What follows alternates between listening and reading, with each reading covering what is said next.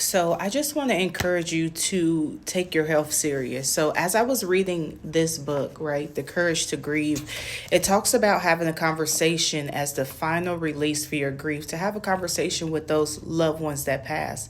And so I remember actually practicing. I practice what I read. So I remember sitting and telling my father how I was angry that he passed away, right? That he didn't tell us that he had cancer until the surgery, that, we didn't know the information of Dr. Sebi or, all these cancer facilities that could have possibly helped him, right? And that, just sharing all these things that I wish I would have known, that I wish I would have did, that I wish I would have said, and just releasing him. And so what also came to mind was my uncle that passed away last year. And so the same thing. I'm like, God, you and my dad were supposed to walk me down the aisle, and all these things and all these emotions just kept coming up.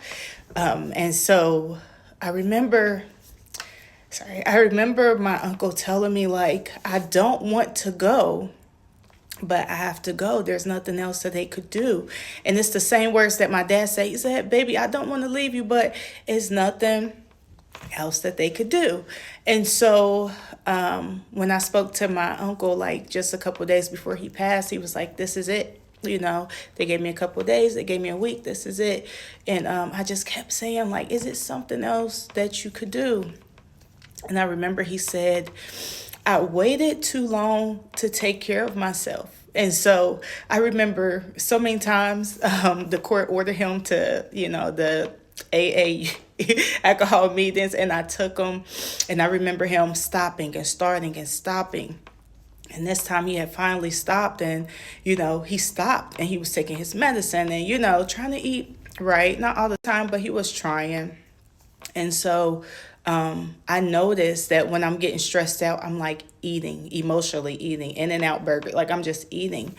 And when I just sat and read this book, I was like, I really have to take care of my health. Just because you're not obese, just because you're not, don't look on the outside unhealthy, right? You have one body.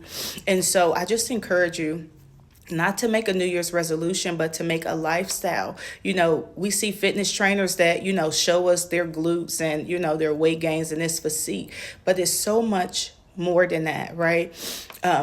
You do not want to be laying in bed in hospice at the end and say, I waited too late to take care of myself. I waited too late to take care of my body. And so I just encourage you that health is not just what you put in your body. It's what you're listening to. It's what you're watching. It's what you're putting into your spirit, your environment, where you're staying at, the things that's causing you stress. Stress is the number one killer. People are having heart attack, stroke, just because of stress, just because of environment, right? Just because of diet.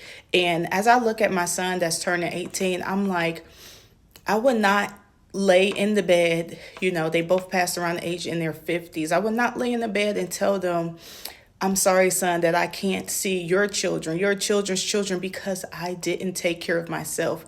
And we take care of everyone else, but I encourage you to take care of yourself. Health is more than just the outward opinions. It is necessary. It is necessary. And so be sure to pour into yourself, love yourself, but most importantly, it is necessary to take care of yourself.